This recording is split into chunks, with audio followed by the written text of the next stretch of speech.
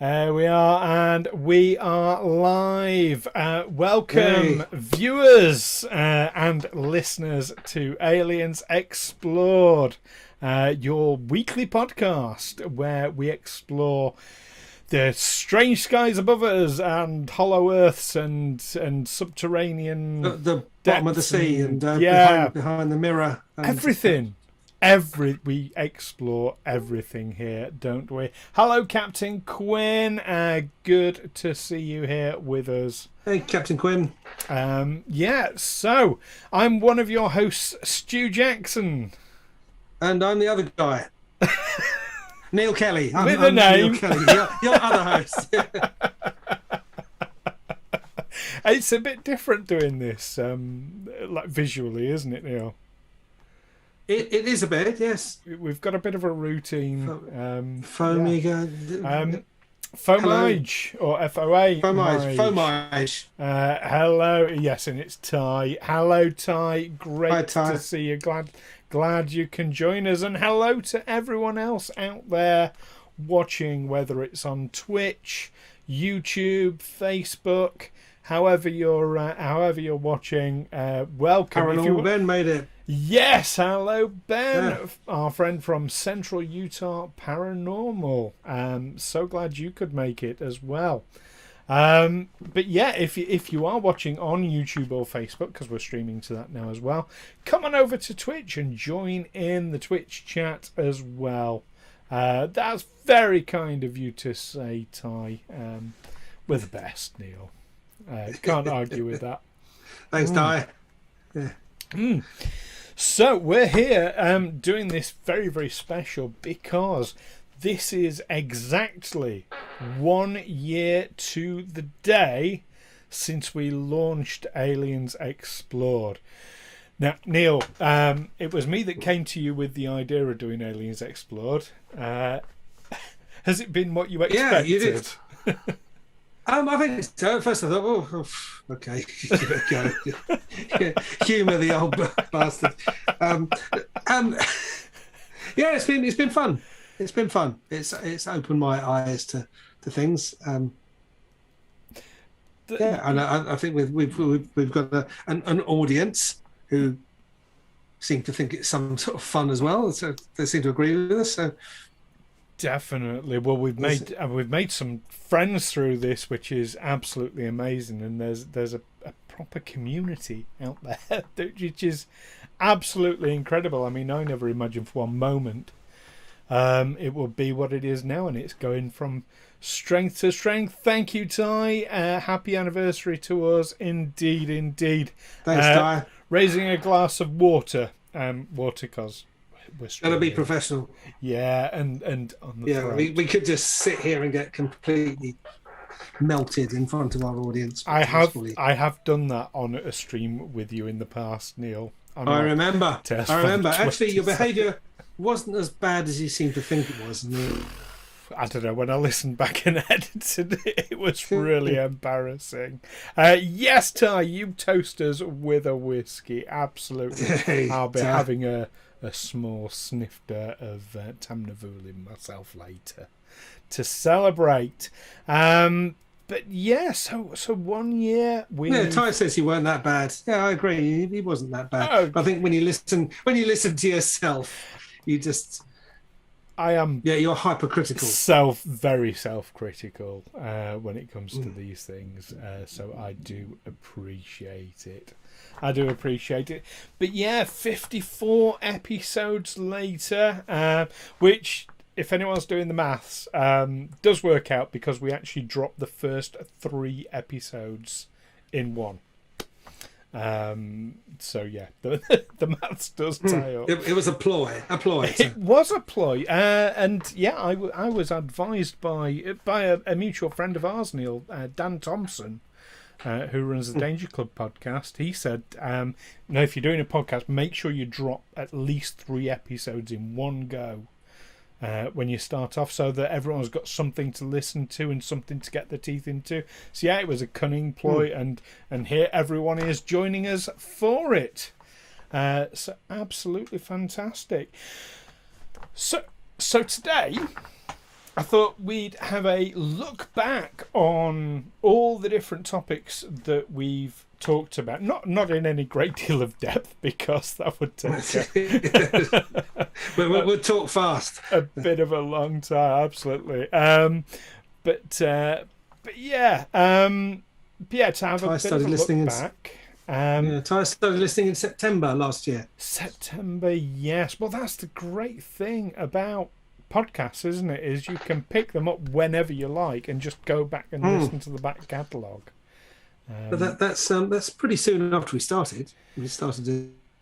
We started on the 31st of July. Yeah. 2 months later. Yeah. Yes. First few episodes I binged and then had to wait a week. Yeah, I've been there with podcasts I listened to. It can be like, oh yeah, and I'm like really listening to like several a day, and then all of a sudden, no. 7 days per episode is unacceptable. It really is. Yeah, fantastic. So, of course, the other thing we're going to do today as well is announce the winner of our competition. Do you want to remind everyone what the competition is, Neil? Yes, so bare my chest, or show my chest. On our T-shirt logo, there's Stu and there's me, and we had a competition to find a name for the little grey guy who's looking at us with an expression that's difficult to read, whether he's viewing us as potential victims, or or he's just annoyed with us, or he's pleased to be on our podcast. Any of those. It's enigmatic, isn't it? Enigmatic. Yeah. And do you know what? Let's. I'll move over to the page with the artwork, so our viewers can see that a bit more easily. Of course, the artwork done by Monstrous Art, and you can see all the details to contact Si and get your own artwork done, or tell him how great he is, and there. But yeah, it's definitely an enigmatic. Ty thinks he's looking at us as food. Okay. So do grey aliens eat Soylent Green? That's the thing. A Soylent Green is I'm sure they process this in some ways. Ty's also quite critical about the frequency of our podcasts. Yes. Only one every 7 days. Yes. Absolutely. So it is quite an... I always thought that this grey alien was looking annoyed because we're ignoring him. Because we're facing the camera, our backs are to him, basically. So it's like... But it's all about him. It's as if we're... Yeah, you talk about UFOs. Here I am. Yeah. Huh? We're just talking about you as if you're not in the room. But it can be whatever expression you like. And of course, as an alien, he wouldn't express himself the way you and I express ourselves necessarily. Not necessarily. Alien. Anyway, so we'll be announcing the winner of a fancy T-shirt like ours, and they're really exclusive. Basically, there are only 4 people on the planet with T-shirts like this currently. There's Neil and myself and our friends from Central Utah Paranormal. Hello to Octo UK. 77. Hi. Yeah. Now, speaking of our friends from Central Utah Paranormal, Neil, you're not aware of this, but I had a parcel in the post yesterday. Ooh. And Ben has very kindly sent us T-shirts. Wow. There we go. Thanks, Ben. So they're absolutely awesome. So I've got yours, Neil. Okay. And if you look on the back, wow, you'll see we get a shout out. So there we go. Hey. So not just a generic T-shirt, but actually specially tailored for us. Yeah. So absolutely brilliant. Thank you very, very much, Ben. Octo UK's got an alien tale for us. Well, do you know what? Stick that in an email to us, your tale, and that's maybe one we can talk about on the show. But today it's just really about this retrospective, looking back at the stuff we've already talked about, seeing if we've changed our minds, perhaps. Yeah, we will see. So, I mentioned that our... hello, Michelle. Lovely to see you here as well. All the way from the USA. All Hi, the way Michelle. from the... Yeah, we've got a few viewers in the USA. In fact, most of our viewers are in the USA, which is absolutely brilliant. Yeah, fantastic. So, I mentioned that the first 3 episodes all dropped together this time, 11 minutes ago to the year. 3 episodes together. Neil, why don't you tell us about the first episode that we launched? Well, the very first one we did was about Betty and Barney Hill, a story from the early 1960s of an alien abduction. Yes. As I recall. Yeah, and certainly one of the most famous abduction cases out there. Probably the first publicly talked about abduction case, like you say, from the 1960s. So do you remember when we talked about them back a long ago? I do, and I think one of the things I've been finding as we discuss these issues, it's many of them provide a great sort of insight into, I suppose, because mainly what we're talking about happens in the United States, but into society in the United States, and the way society responds to these stories. And because Barney and Betty Hill were kind of fringe characters anyway, weren't they, due to their racial mix? Yes, as I recall. Yes, but certainly it was in the 1960s situation.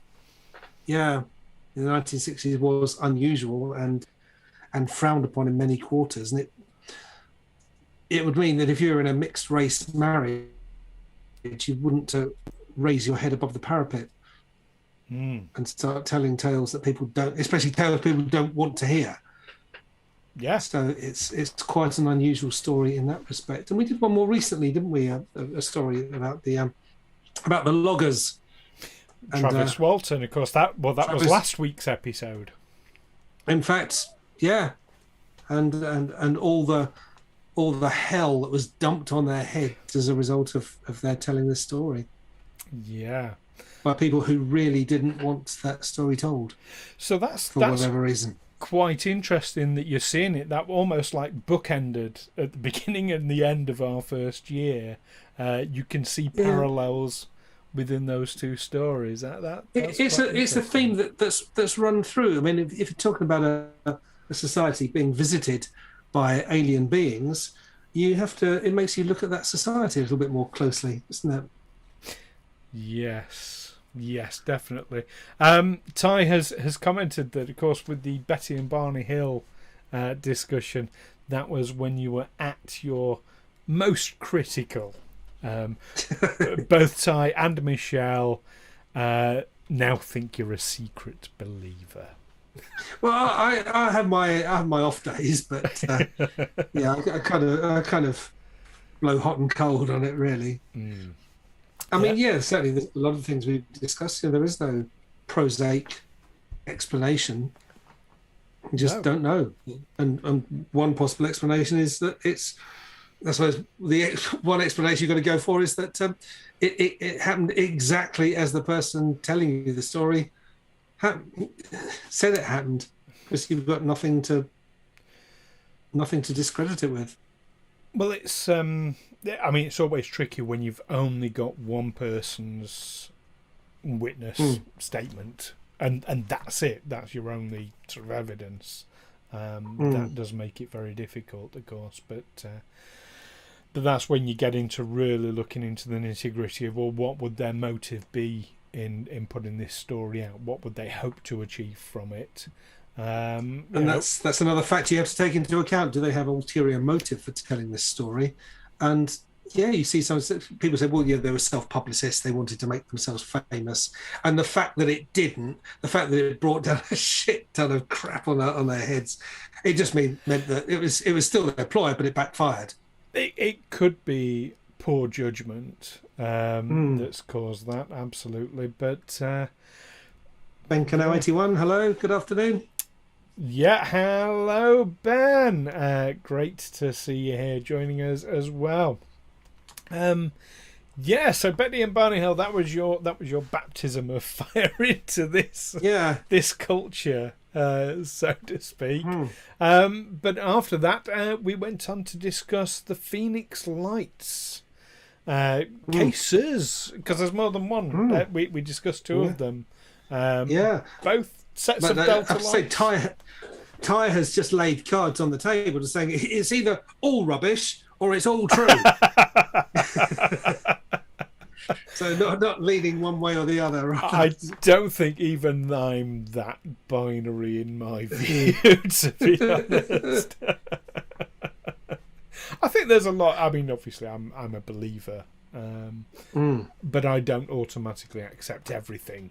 In fact, I had a friend send me some footage taken from an aeroplane of an alleged UFO quite recently, and it was problematic in many ways for me. For one thing, there was like none of the other passengers were commenting on it. There was sound from it. There was the camera work was a little bit too good for a handheld phone, pointing out of an aeroplane window. Yeah, there was issues. So instantly I was very skeptical of it. Mind you, those phones do have some good cameras on them these days. Oh, they do. They do. Well, they make movies with them now. Yeah. Oh. Although they're a bit flat. Anyway, that's going down a tangent, which, that is the hallmark of Aliens Explored. We do have a lot to discuss. So, yeah, Phoenix Lights. And this was kind of, very different view from Betty and Barney Hill, where it's just their word. Here you've got hundreds of witnesses coming forward, all having seen the same thing, and some of the police officers. There was confusion on that one over what people had seen, and some people were talking about this formation of lights flying a triangular formation or a V formation, and then someone with a telescope said no, actually each light is two lights. It's the two lights of a plane, but they're just so far away that it looks like one light. You can only see one point of light, and then there was that line of flares that were dropped, and this was the one where reporters were talking about one thing whilst footage of the other thing was showing on television. And there were which made people think, well, two incidents. Yeah.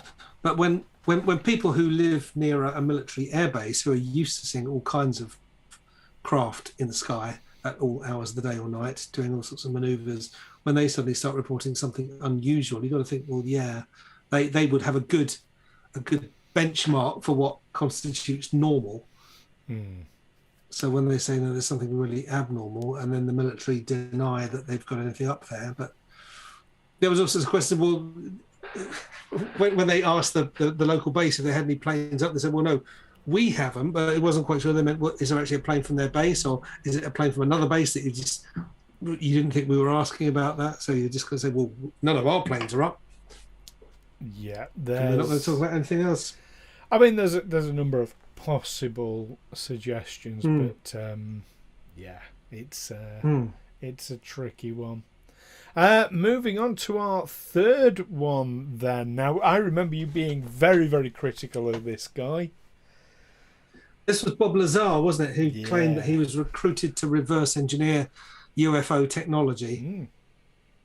Now, do we have any evidence of any technology in our daily lives now which could be reverse engineered, crashed UFO technology? Theoretically. I mean, obviously, nobody has come forward and said, this came from a UFO. That would be very nice if they did, but fibre optic. Hmm. That seemed to come sort of out of nowhere, at least from a layman's perspective. Silicon chips. Hmm. Uh, That we can make these things out of sand that will yeah, process information, and we yeah, can transmit information in the form of light. yeah. But I think we went Yeah, from it does sound. valves to silicon chips in a Or very valves to short transistors valve transistors, to. and yeah, but it Hmm. was in a very short space of time. Um, there's laser technology. You look at CDs, DVDs, Blu-rays now. You've got Hmm. VR technology. I mean, there's so much that could theoretically have come from reverse engineered. Yeah, and Octo UK has made a cut. I particularly like Star Trek is responsible for 50-inch 50 TVs. Yeah, I'd go on that. Definitely responsible for me having one. Hmm. Yeah, so I don't know. I mean, so as I say, I remember you were very. I don't want to say dismissive because you took everything on board, but Hmm. you were definitely fitting the naysayer role when it came to Bob Hmm. Lazar. Do you look back at that situation at him differently now? Um.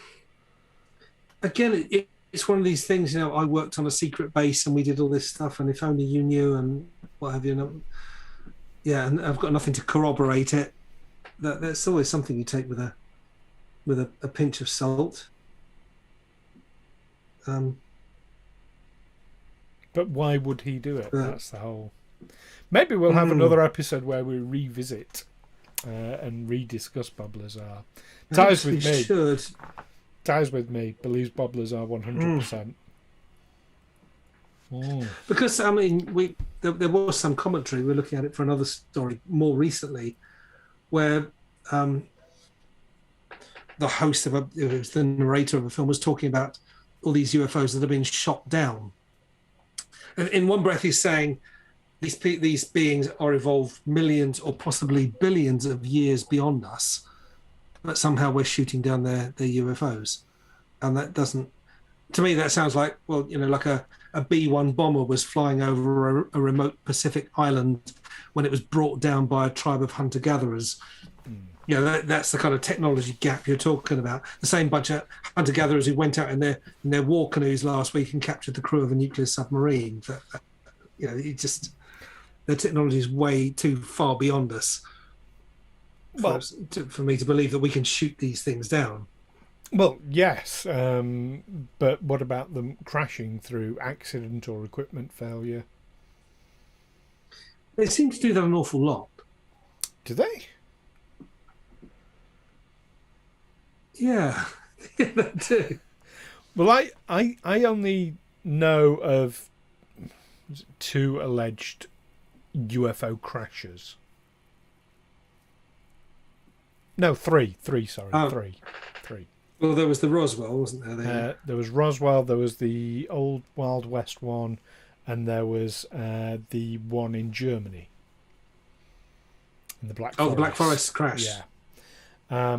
Which led us on to a discussion about Nazis. It did, and we've had many reverse discussions engineering. about Nazis. And we've had a lot of discussions about Nazis. They do come up a lot because they did produce some astonishing technology in the Second World War under very extenuating circumstances, i.e. being bombed all the time, but they somehow managed to produce in a war that started with cavalry charges and biplanes, that by the end of it they had jet aircraft, ballistic missiles, drones, and then a nuclear weapon ending it all. So it was an awful lot of tech, and there's little doubt that the Nazis did have the better technology. But as well,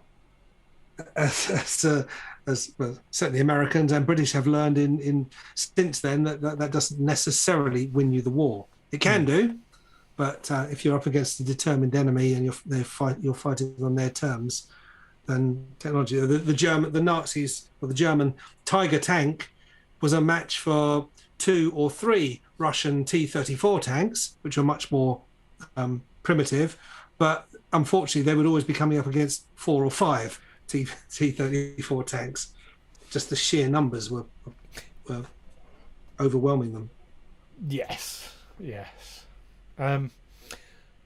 Okay, moving on, because gosh, we're half an hour in already.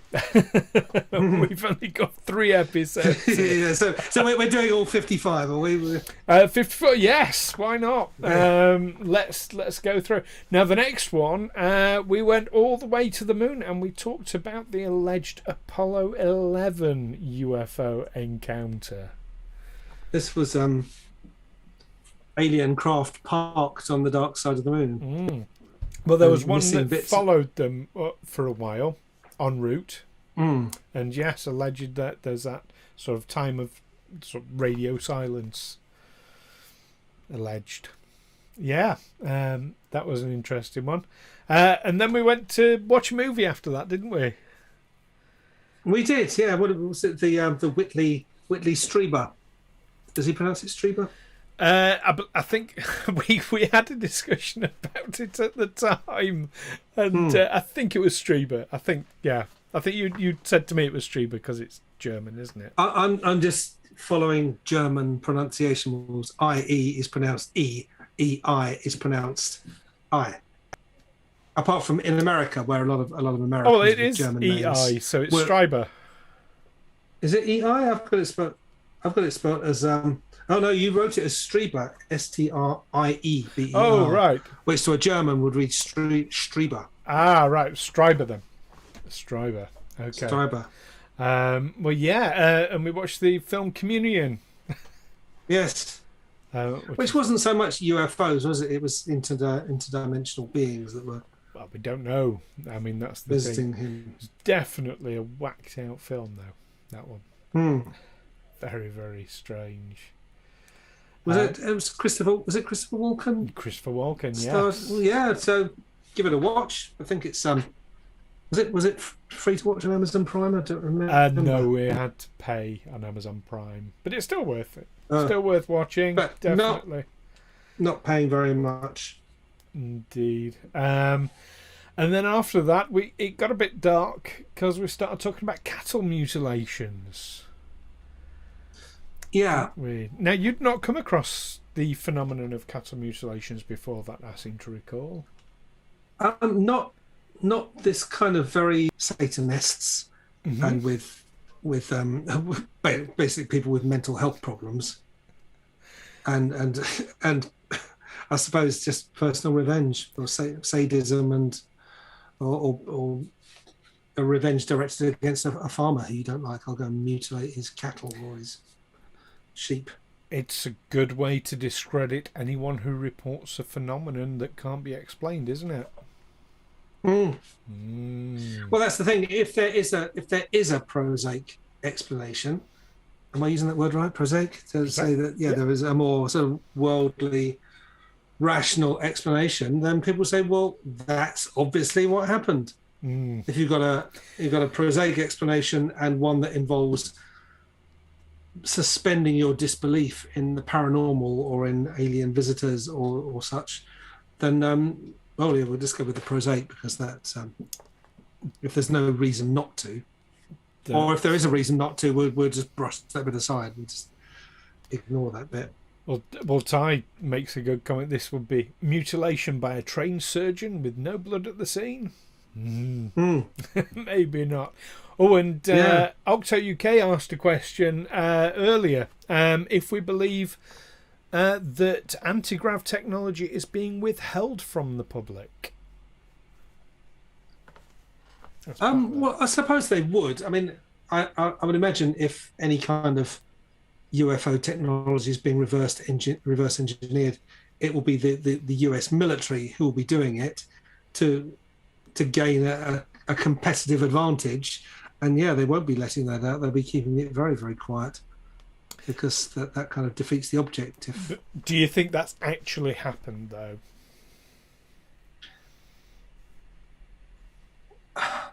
Yeah, I can only speculate, can't I? Because if they're keeping it hidden.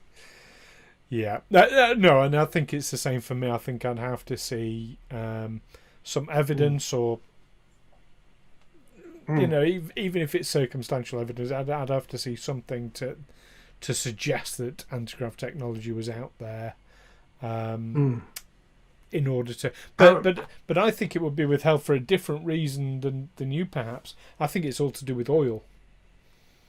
And oil, obviously, is the power base of the planet, basically. If you start coming up with technologies that don't require oil, or, free transport and things like that, that definitely won't be made public. Definitely not. Paranormal Ben mentions that he lives about 70 miles from Skinwalker Ranch. I think out Utah way. 70 miles isn't very far. Not like if you live in London, where actually 7 miles is too far to go and visit someone. Yeah. Yes, indeed. Fantastic. So, I asked, have you been there, Ben? So Ben says the place is no joke. So that kind of implies that. But yeah, developing. I mean, we have of necessity. A lot of these stories involve the U.S. Air Force. Whose primary focus is always going to be on the threat that something could pose, that some craft has violated our airspace, seemingly with impunity, and is of such advanced technology we can't just shoot it down. That's something to worry about, isn't it? And several Senator Rubio of Florida, is it Florida, has said that, well, he's fine with craft coming from other dimensions or other worlds violating our airspace. What he's worried about is that it might be the Russians or the Chinese who have suddenly developed this game-changing technology, and they can violate our airspace with impunity. Yes.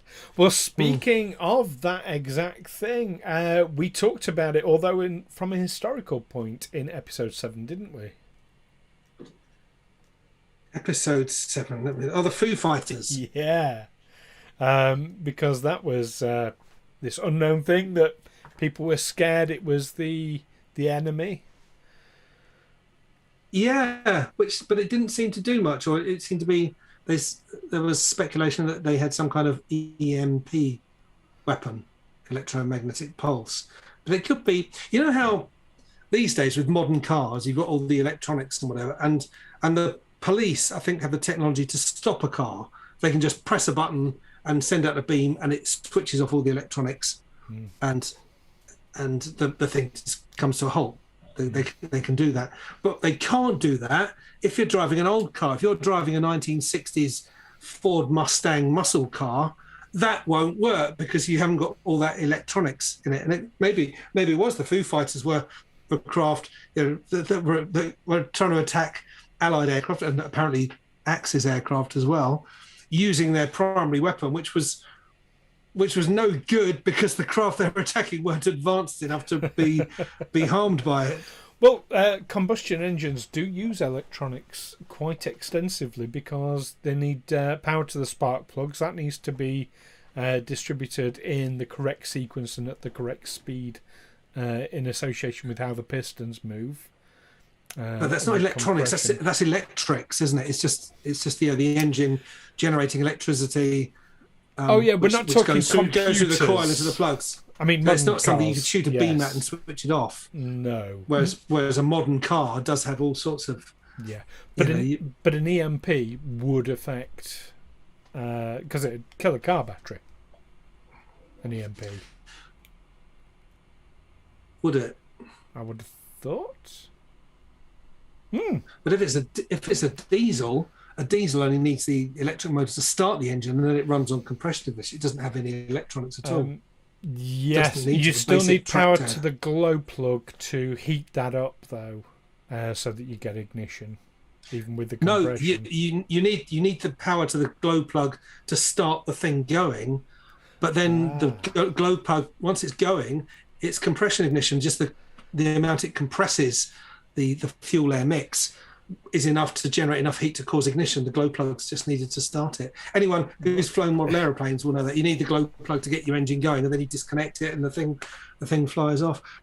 Okay. There was a. Do you remember there was a Russian aircraft called the Foxbat, and this was around about 1980, 81. I was in the army in Germany at the time, and a Soviet pilot defected to the West. He had one of these new aircraft, and he flew it to Japan and defected.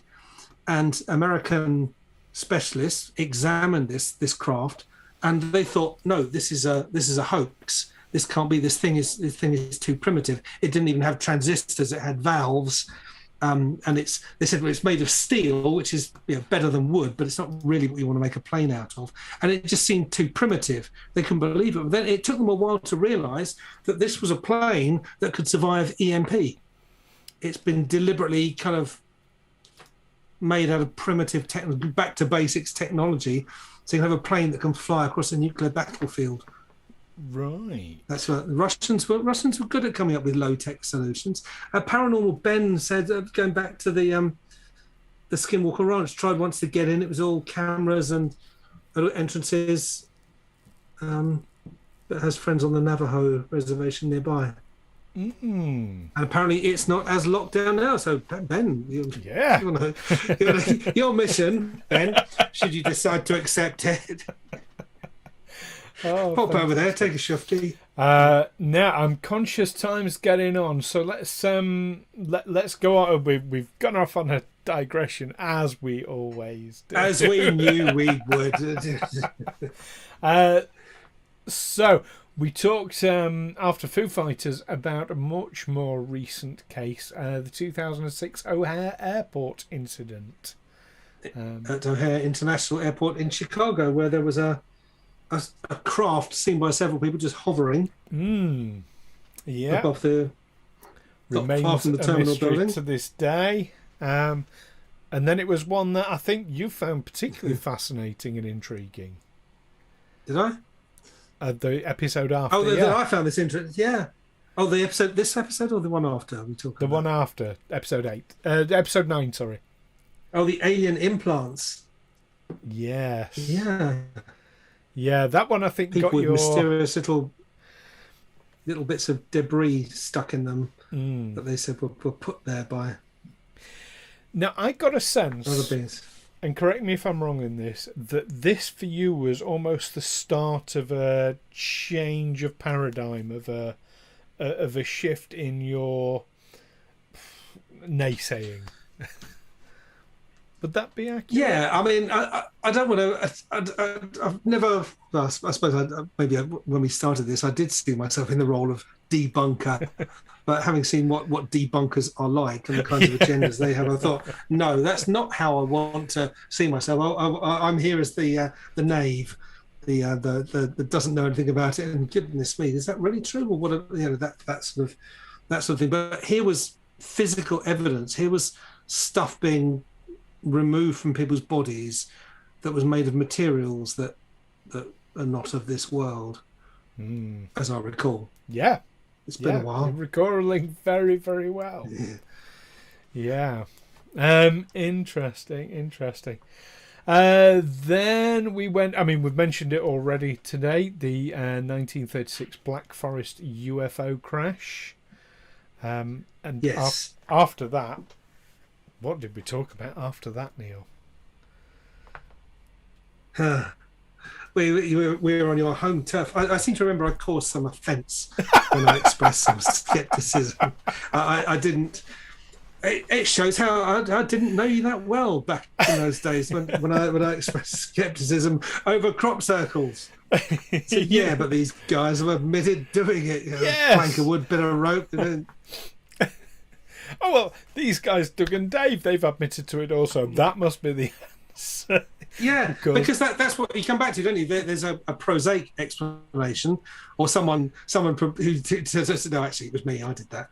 Yeah. And people say, oh, yeah, that must be it. That must be what causes it. It was Doug and Dave. Yeah. Because they said they did it. I mean, it's, what is it, Occam's razor, isn't it? The most... the simplest answer is it doesn't always apply, because sometimes there are convoluted and complex answers to things. It's dangerous territory as well. I think Occam's razor. Yeah, yeah. Just to look for a simple explanation. Yes, yes, it is. Yes, it is indeed. But after that, we talked. I think this was the first one. Was this first one we agreed on something probably not being genuine? It was the Black Knight satellite. Yeah, this strange shape that's been. Yeah. Yeah. Oh, I mean, it's an interesting. And of course, the jury's still out for a lot of people on that. What did we talk about then? Well, I know we were going to talk also about our t-shirt competition at some point. Are we going to do a rundown? That's a good time to talk about it. Just so we got excited about the Black Knight satellite. Yeah. Oh no, let's talk about something else. Definitely want to know what it is. So our t-shirt competition. We mentioned this at the beginning of the stream. I've lost my mouse on the computer. There it is.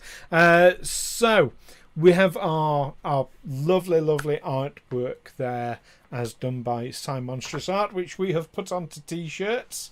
And as we mentioned, these are incredibly exclusive.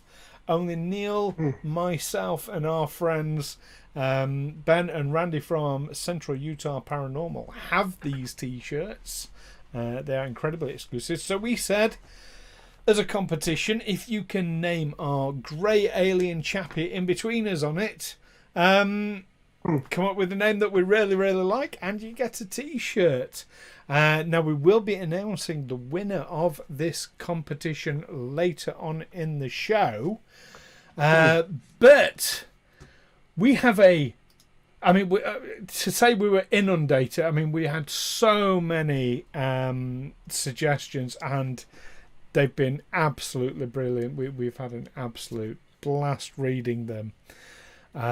So thank you to everyone who's put in suggestions. We're still attracting the brightest and the best in our audiences, aren't we? Definitely, the imagination that's gone into these is absolutely incredible. So, of course, the first thing we had to do was narrow it down. So, here in no particular... Actually, I was going to say no particular order. No, in alphabetical order is our top 10 favourites. Neil, do you want to start us off with A? Oh, well, are we going to alternate, or are we going to... Yeah, let's alternate. Why not? Okay, so first one up is Axel. Yes, great name. Spelled with a K rather than an X. Aksel. Yeah, Axel, brilliant one. Then we had quite a convoluted one, Dribble Tevingston. Or Dribble for short. Dribble for short. Next up, it's Frank. Which is nice, Frank. Plain and simple. And another fairly plain and simple one, Graham, who is actually named after this particular listener's cat. And not a play on the word grey, to Graham. Well, I think it is. It kind of is, but in this case, it's explicitly not. It's named after the listener's cat. Yeah. Hello to Graham the cat. Next one up is Greg. Yep, not Greg. Am I saying it? Greg. Yeah. Like Greg, but with a little extra Y in there. Greg. Indeed, and Grey, of course, being the theme here. While we're on the G's in particular, Gus the Grey. Gus the Grey. I liked. Next up is Corn, Kawn. Yeah. So how would an American would pronounce it?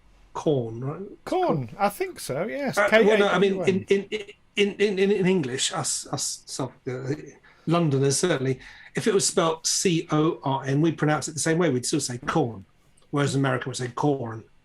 They would give more emphasis to the R because it's a rhotic language.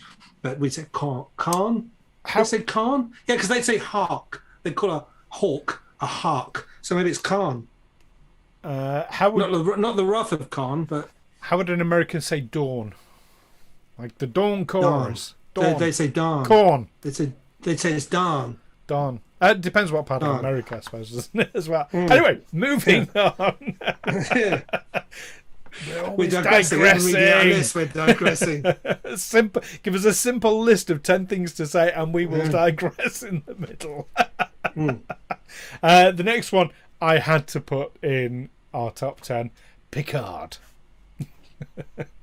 As the Trekkie that I am. Of course, yeah.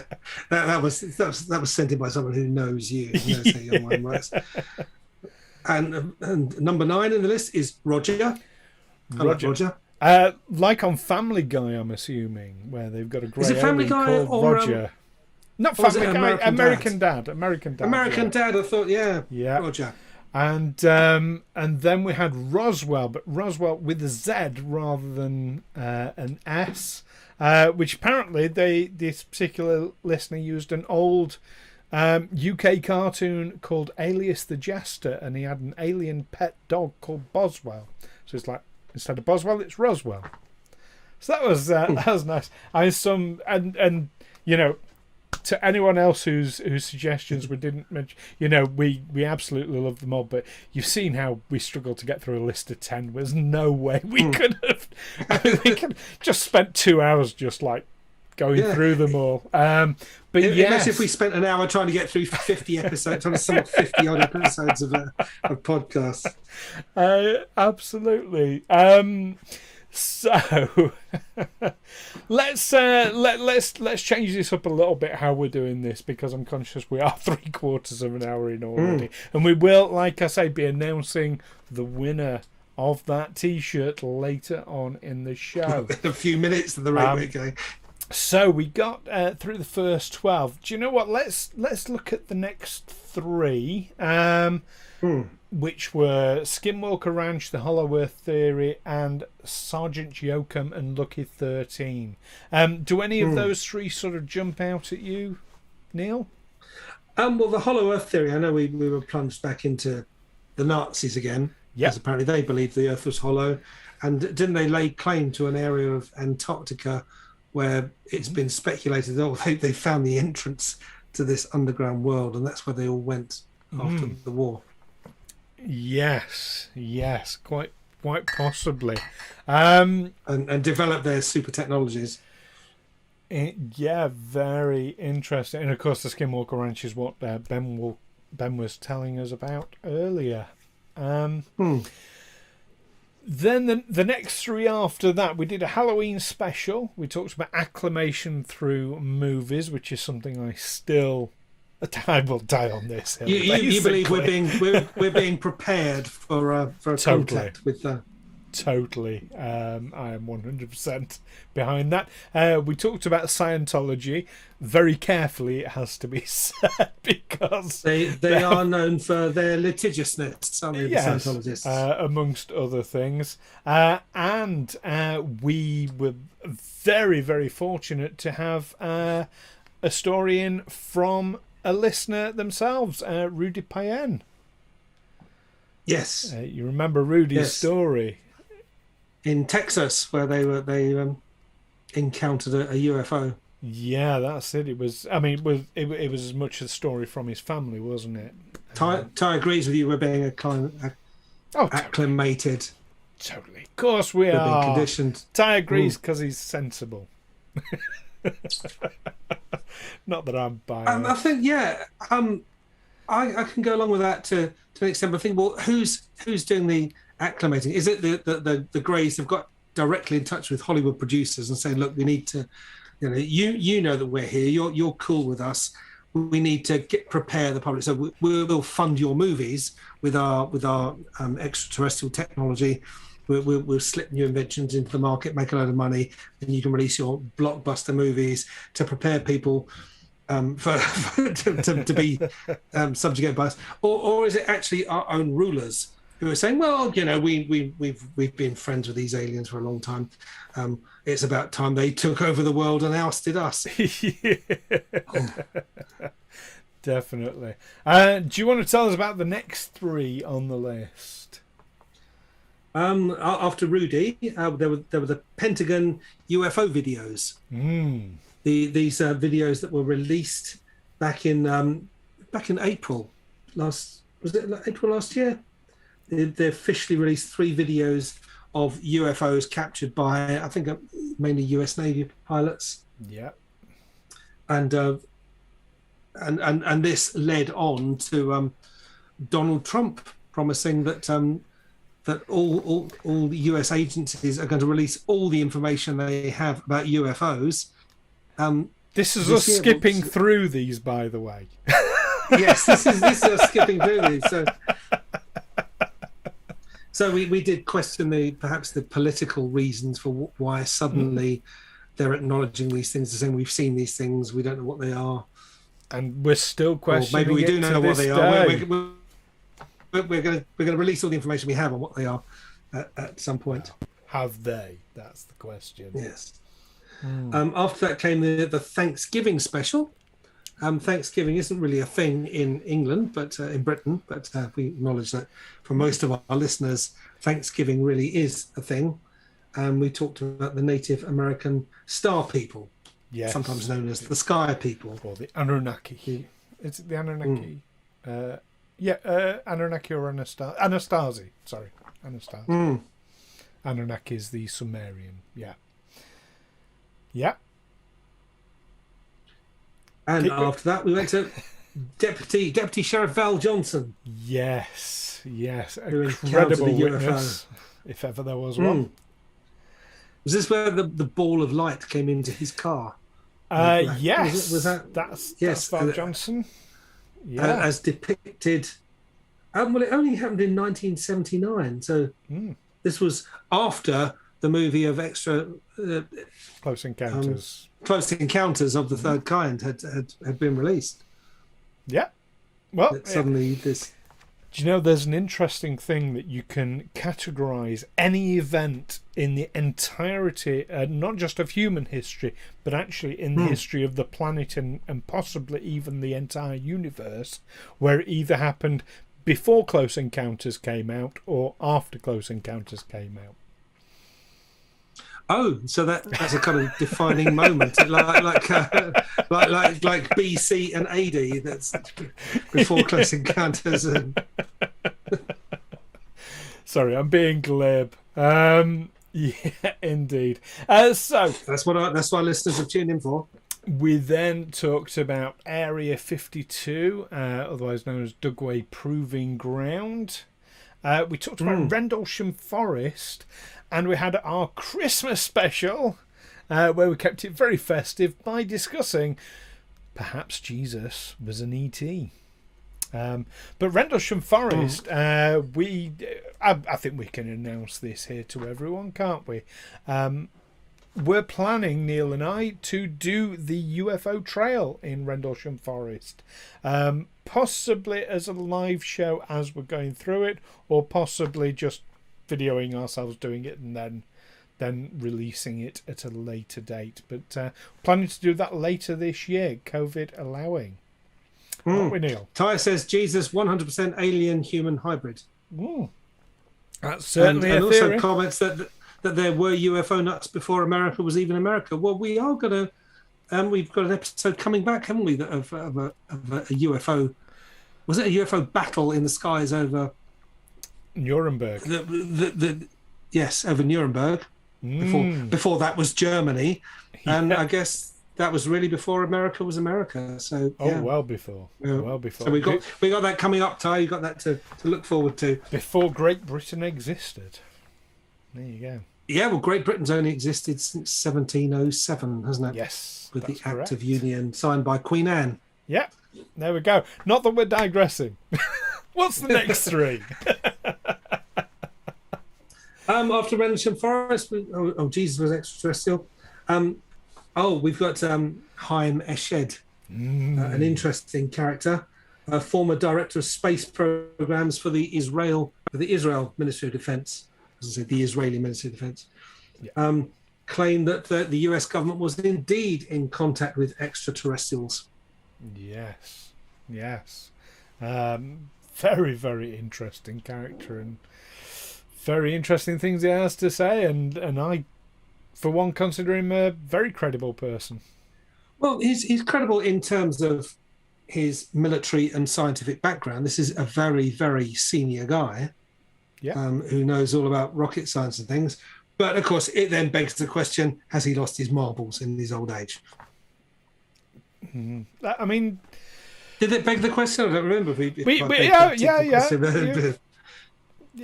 We discussed that on the episode. and to be honest, I mean, to all our listeners and viewers, anything we're mentioning here, go back, all the back catalogues there on aliensexplored.com, revisit these episodes, listen to them again, challenge us, say, you said this thing and it was wrong, and, we want to hear. What else did we talk about? We talked about the Illinois UFO of January 2000. Yes. UFO seen by several people, including 4 police officers on duty. And what that might have been. What did we decide it was in the end? Well, I think we don't know. No, it's a UFO. It's unidentified. Ty says leaks of US found archaeological crashed alien ships with dinosaur skeletons found in them. We'll have to look into that. That's one for us to discuss in a future episode. Definitely.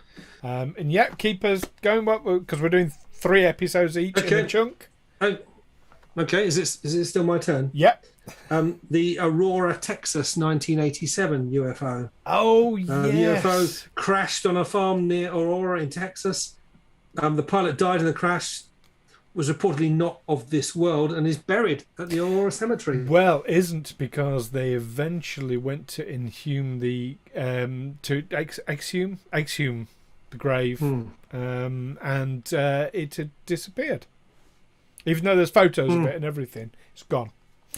Very, very interesting case, that one. After that, the next 3 we discussed.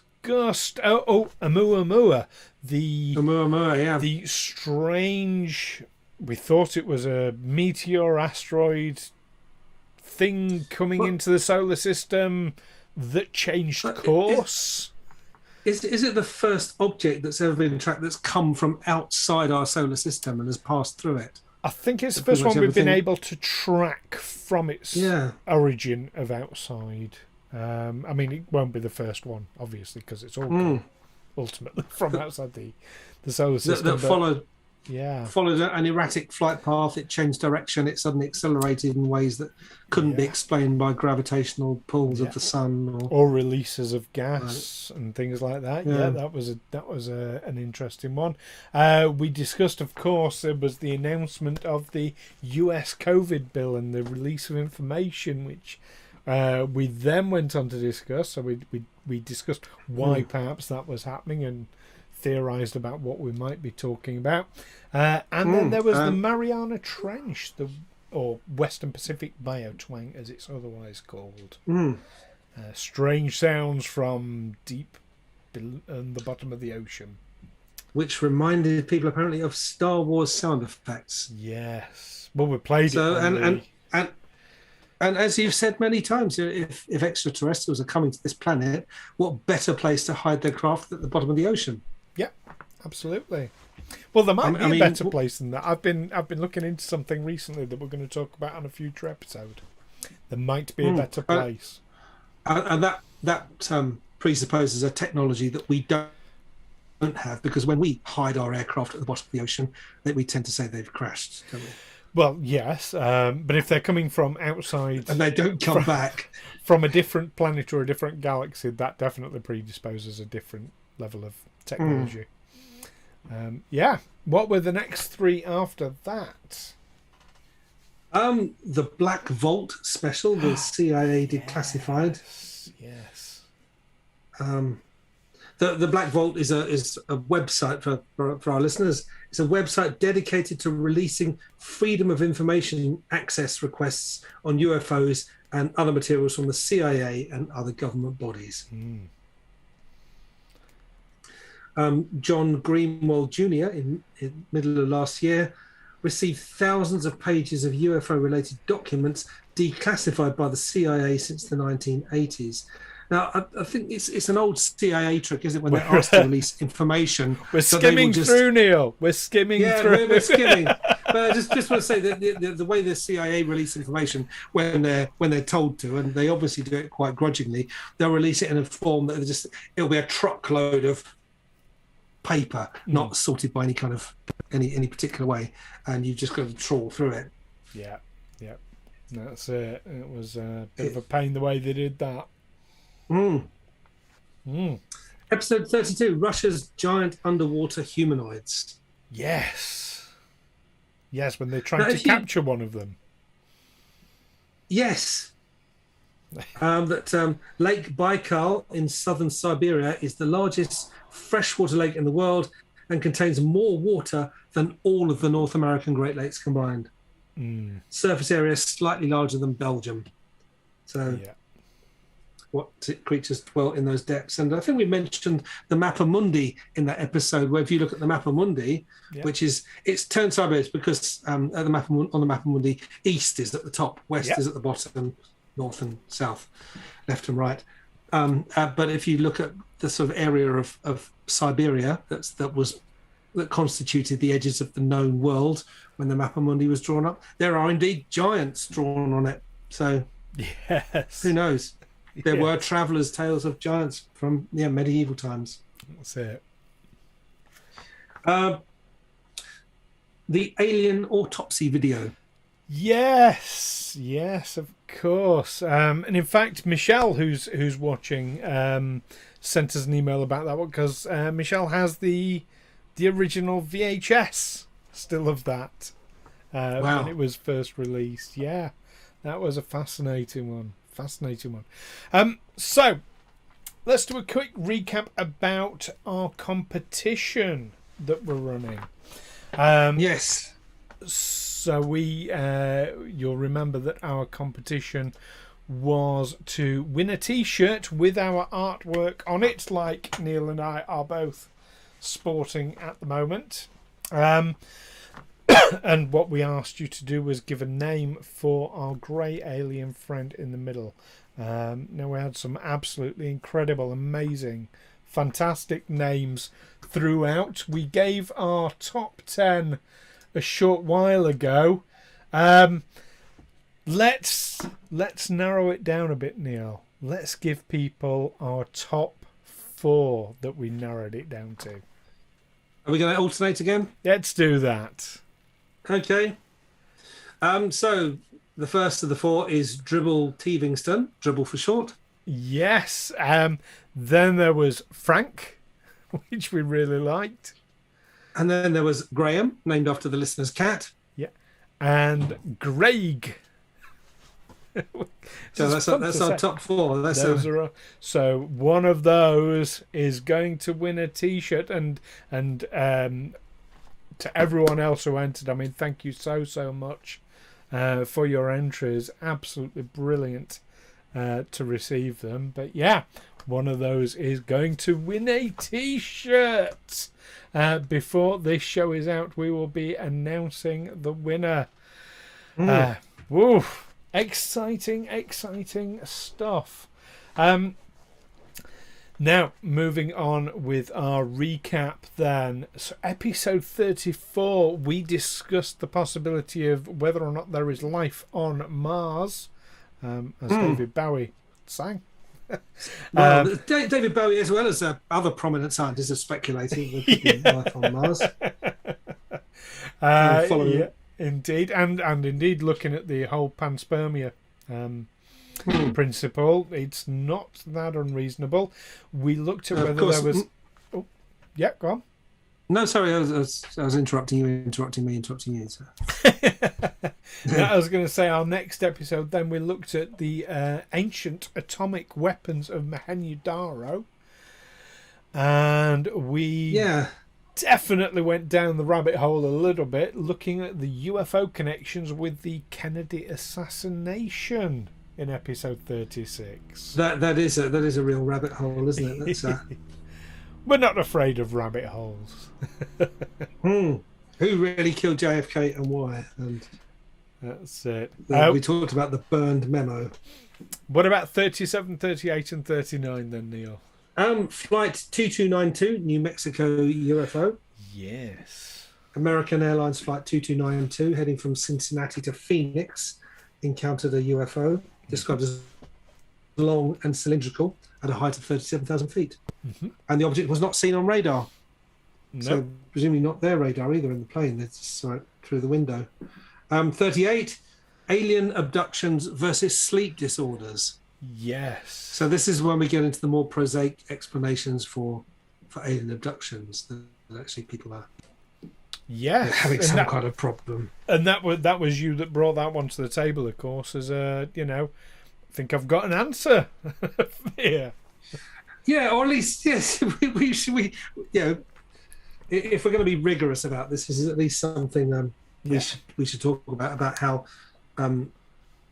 minds can play tricks on us as we hover on the edge of sleep. Yes, definitely. That you can wake up having dreamt something which it takes you a while to dispel and realise that it's not actually real.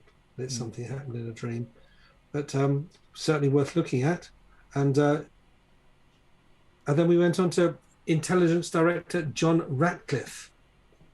Yes, and he'd. That was a definitely interesting one. It was the director Ratcliffe who gave us some hints about what might be in the UFO information release. Yeah, that came up with the COVID bill. Absolutely. After that, in episode 40, we had a bit of an update onto the crop circles that had been around in 2020. Because in the previous crop circle episode, I'd speculated, well, not even speculated, I wondered about whether or not crop circles would be affected by COVID and the lockdown. And in episode 40, we looked into that and we found out no. Sorry for spoilers if people haven't listened to episode 40 yet, but no, they weren't affected. There were some amazing crop circles in 2020. There were some man-made ones. If you're looking for an activity that you can participate in whilst maintaining social distancing and not being indoors and whatever, going out and faking crop circles fits the bill, doesn't it? Do not fake crop circles. It is a criminal offence, and we would never encourage anyone to do that. Criminal damage. It's an act of vandalism, but you won't get done for not wearing a mask while you're doing it. Oh dear. Then episode 41. Oh, is it my turn? Your turn? It's me. We're on 41. 41. We looked at 2001 New Jersey Turnpike UFO, and again, this is another example where you had massive amounts of witnesses and some very, very credible witnesses amongst those. And in episode 42, now I really wanted something to tie us in with Douglas Adams, and of course in the Hitchhiker's Guide to the Galaxy novels, the Golga Frinchams crash land on Earth and take over as the dominant species. So it's a bit tenuous, but I got there. We discussed whether or not humans are indeed extraterrestrials, whether we have come from another planet. Again, it comes into this whole panspermia theory and principle as well.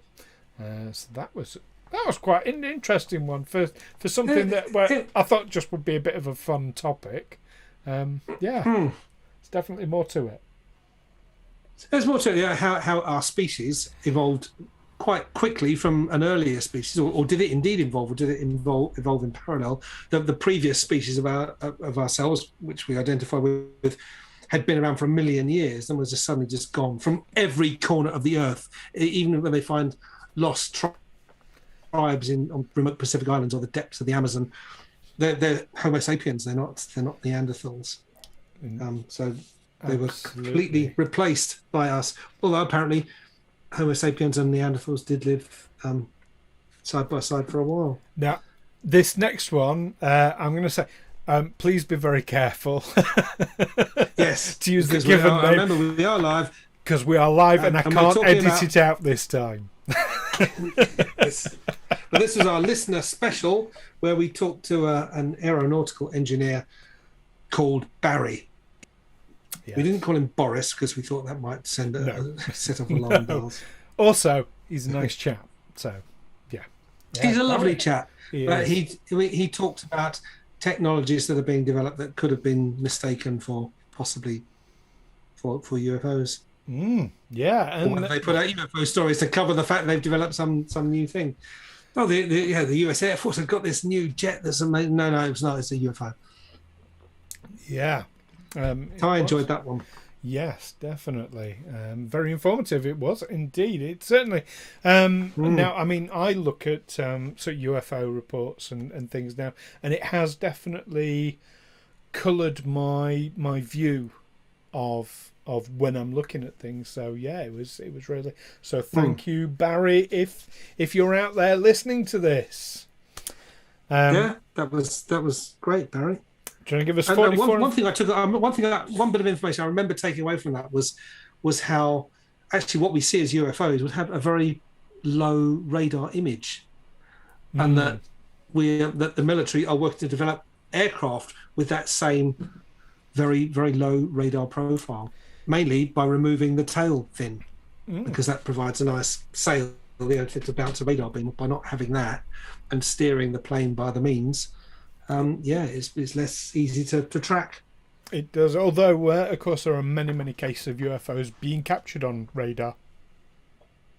Yeah, they didn't quite. Just not all. They weren't flying at the right angle. Not all of them. Yeah, it's almost like there's different types.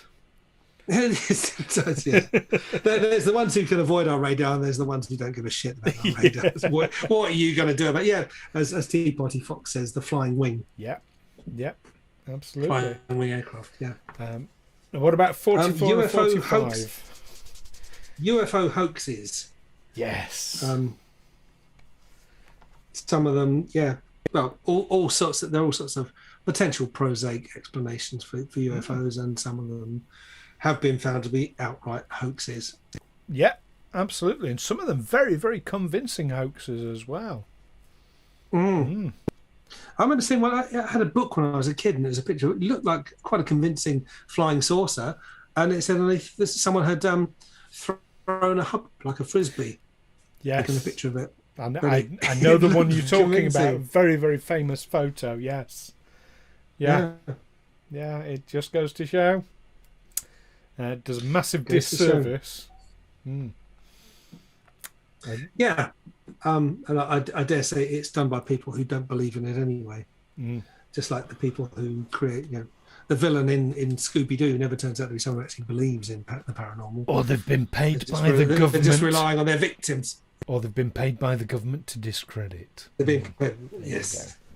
Yeah. To debunk it. As we know that there are, we've talked about Philip Klass, if I'm pronouncing his name right, who is a paid debunker. Yep. We know they exist. Who you start talking about your encounter with a UFO, and he'll be there with his lie detector and strapping you into the seat and proving you calling you a liar. That's it. So next up, episode 45, the Aetherius Society, an international spiritual organization dedicated to spreading and acting upon the teachings of advanced extraterrestrial intelligences as delivered to them by Englishman George King. Yeah, it still strikes me how just genuine and lovely the people sound, and how open. Yeah, it really makes me think. I'd love to speak to someone from the Aetherius Society, like a member. But I'm but I don't sure know we anyone. could. I don't know anyone in the Aetherius Society. Maybe you got to think more like journalists. I think we've got to think. Well, I need Yeah. to interview someone from this Contact society. them. Well, but I don't know anyone. What can I do? contact them and then say we'd love to interview someone. Yeah. Watch this space, listeners. Watch this space.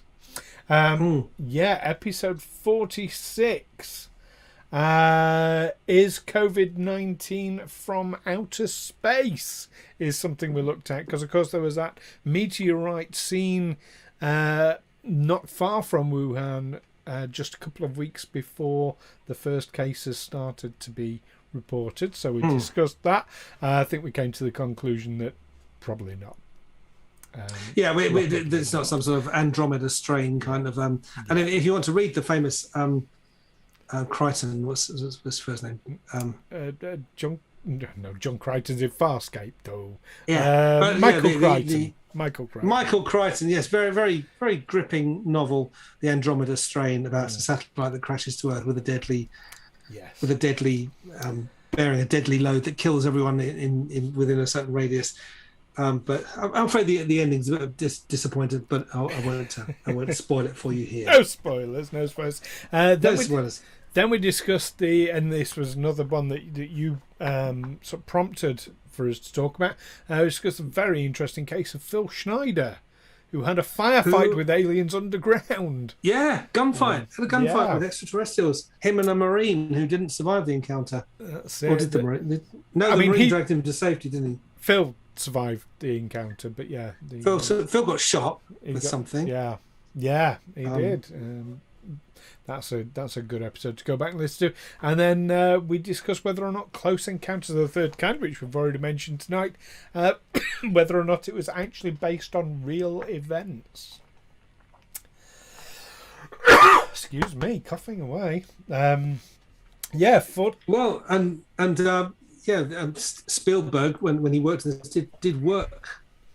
His technical advisor, was it technical scientific consultant on the movie, was J. Allen Hynek, a name that's come up a few times in our podcasts. He's the guy who originally came up with the 3 types of encounter, which he's now expanded to. Is it 7 types of encounter? I think it's 7. Oh, we might. Yeah, he decided that the 3rd type was a bit too broad. That actually there are different subcategories of that. Well, the 7th goes to alien-human hybrids, doesn't it? Yeah, whether we breed with them, and that's a type of encounter. I suppose breeding with someone is.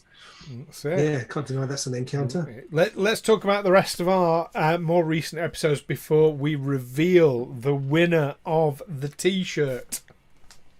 Right.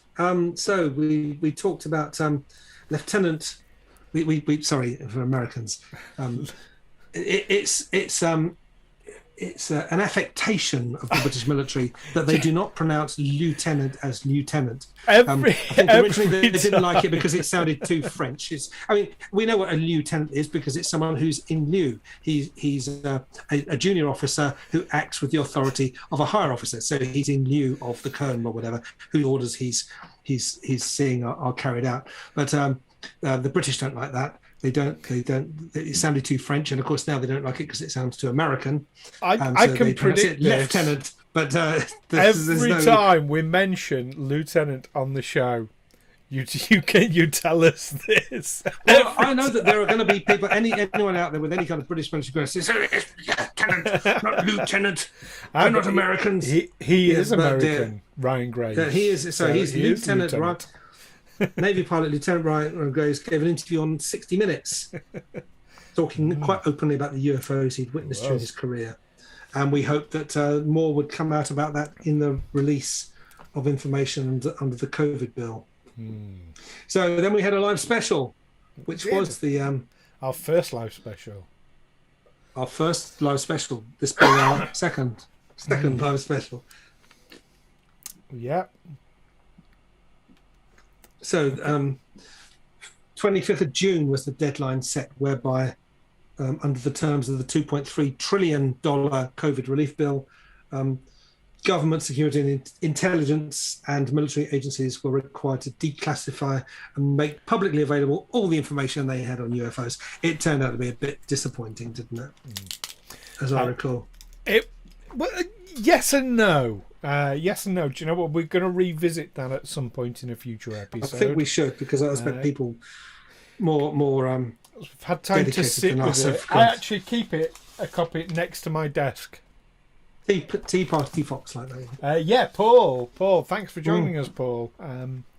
Yeah, glad you enjoyed it. Then what did we talk about in the episode after? Well, we had 2 episodes because there was so much to talk about Stan Romanek, the young logger or the young forestry worker who No, was. that's Travis Walton. Oh, yeah, sorry, that was Travis Walton. I'm getting confused. What is Stan Romanek? Stan Romanek is the guy who's had just about every kind of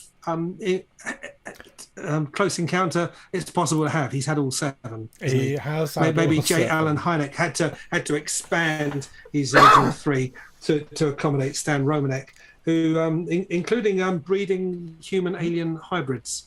Yeah. Yeah, it has these. He's visited by these spectral beings who's worked out are actually his children. Allegedly so. Definitely an interesting one. Then we discussed back to Nazis, talking about the Tula Society. Yes. And then Neil, we keep mentioning him all the way through. We talked about Travis Walton. Travis Walton, the young forestry worker who was abducted by aliens and brought down the wrath of the establishment when his friends and that was told the story. I mean that was last week's episode, of course, which brings us up to now. But I think it's fair to say that Travis Walton is probably, from the outside looking in. I'm not saying this as casual, but it appears to me anyway. The Travis Walton case is probably one of the most compelling that you've found. I would say so, yeah. Given what these people went through when they told us, I mean, yeah, this is where Philip Klass, the professional debunker, turned up with his lie detector to debunk them, and people speculated, well, they were just doing it for attention, to get credit, to get on TV, make money out of it, but it backfired because everyone turned on them. But no, I think I think if I was in that position, if I was in the position of his friends, and I'd seen Travis Walton disappear in those circumstances, you're working in an enormous forest, hundreds, thousands of square miles. I'd go back to the town and say, "Sorry, we lost one of our guys in the forest. We don't know where," and not say anything else. Yeah, I think if I was there and had presence of mind, because we've all got 20/20 hindsight, haven't we? That's it. Yeah, as Ty said, he had no fanciful anecdotes, no memory. 5 days later, still thought he'd only been out for 20 minutes. It was only when his brother told him to feel his face, and he realised he'd grown a beard in that 20 minutes. Yeah, that's it. He realised he'd been gone a bit longer than he realised. It's probably one of the first sort of alien abduction cases that I ever looked into. Obviously, long back. Yeah, totally. Excuse me, coughing away. I don't have COVID. I get tested very regularly. It's not a new cough. I've had it for about 20 years. So, but yeah, it does get on me a little bit when we've been talking for a while. So that brings us up to today. And here we are. That's a whole year in an hour and a half. My goodness. Oh, thank you very much, Ty. I do like to oil my beard on a daily basis. So in a moment we'll be talking about what we have coming up next week for you, and it's a cracking episode. But before we do, we have something we need to reveal, don't we, Neil? Is this the thing we? Are we talking about the competition? Or are we talking? Yes, no, the competition. Oh, the competition, right? Okay. The other thing was just stay our secret. No, we'll tell people about that in a moment as well. But I expect people are champing at the bit to hear who has won this T-shirt. So the competition was to win a T-shirt just like ours, incredibly exclusive, with the artwork that you can see. That side. With the artwork on that you can see here by Sign Monstrous Art, and it's amazing artwork. We absolutely love it. All we asked you to do was give us a name for our grey alien friend. and we'll recap our top 4 favourites. Again, we'll alternate, but I'll start us off this time, Neil. We had Dribble Tevingston. We had Frank. We had Graham. And we had Greg. Yeah, so one of those is going to win a T-shirt, and we will be in touch with the person after the show by email to get your size and your address, where you want it sent to. Neil, would you like to announce the winner? I think I'll leave that to you, Stu. Okay, well, the winner that we picked is... Graham. Very sophisticated selection process. Graham, yes. We liked Graham. Graham, especially after the listener's cat, and that was won by Tom Court. So thank you so much for putting that in, Graham. But we even had drum rolls in our we chat. had drum rolls in the chat. Thank you so much, Ben and Paul. So because the choosing from all the suggestions was so very, very, very difficult. Excuse me. We made that cough is really coming back, isn't it? It really is. We made a decision. We thought, well, actually, Graham's a good Earth name for this creature. What if he had his own home name as well? So we actually picked out a second winner, didn't we, Neil? We did. And what was that? That one is Grace Wilson, who gave us Dribble Tevingston, or Dribble for short. So we will actually be sending out 2 T-shirts, one to Tom and one to Grace. As I say, this artwork is becoming less and less unique with every passing minute. That's only 6 T-shirts out there. That's still pretty unique. Still less than it was. We are a global podcast, Neil. We are. We should have more than 6 T-shirts. But yes, but well done to everyone who made suggestions. They've all been absolutely brilliant. So thank you all very, very, very much.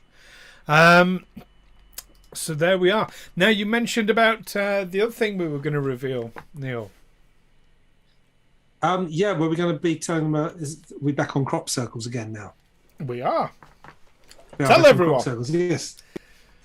Oh, well, Stu and I have been in touch with a filmmaker, a maker of horror films, as it turns out.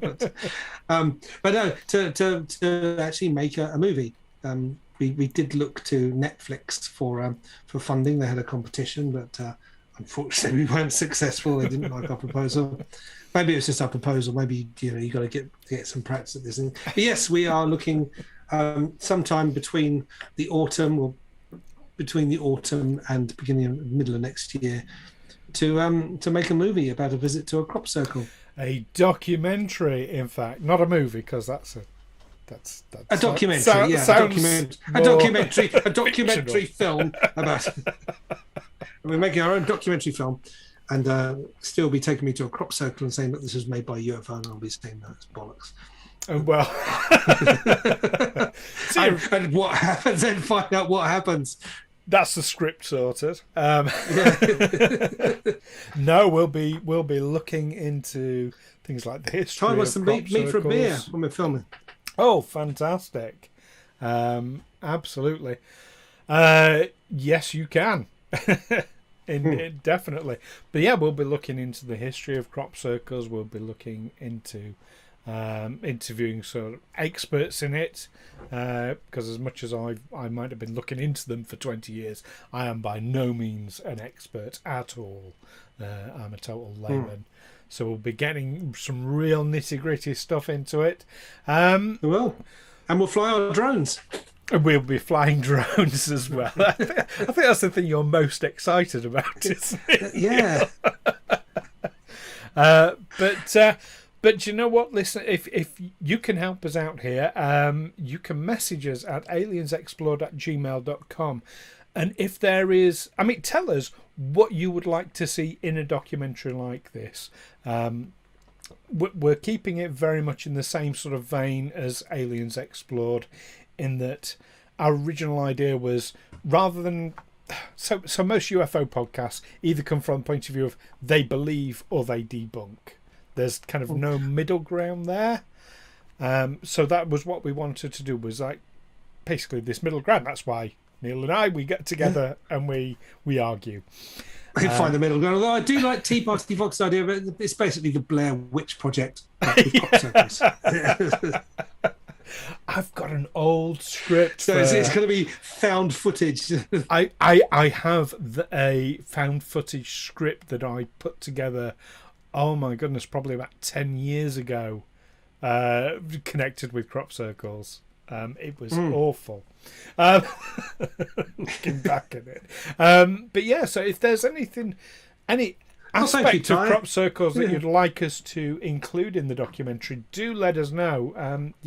Messages at aliensexplored@gmail.com. We would love to hear what you would like to see from it. So Ty, that statement you just made, that first bit is true, but the second part maybe not so true anymore. Logical. Yeah. You're a passionate. You get. I mean, we both get very, very passionate. I mean, it must sound to the listeners like we're about to fall out when we do our recordings. Do you think, Neil? Well, that first time I poo-pooed crop circles, we came close. I suddenly, you feel the ice cracking beneath your feet. You were glad we were doing this over Zoom. Found footage of a man dying. One of us. It's just a camera lying on the ground, and you can see my foot. Oh dear. No, we do get heated and passionate, but just to reassure our listeners, Neil and I have been friends for a long time. We absolutely do not fall out, because I'm worried that people worry about that. Nobody's ever said it, but no, it's too serious a matter. Death by planks of wood. Yeah. There we go. Okay, well, that brings us to the end of this special. My goodness, well, thank you all so much for joining us. This has been absolutely amazing. Had so much fun looking back. And for your input as well, and some very kind comments. Oh, yeah, definitely. Oh, keep the kind comments coming. Love hearing those. We love that. We love being stroked. Yes, indeed. But join us next week when we will be discussing the very, very famous Project Blue Book. Yes, Project Blue Book. Yeah, looking forward to getting into that one in some nitty-gritty detail. So, it's goodbye from me.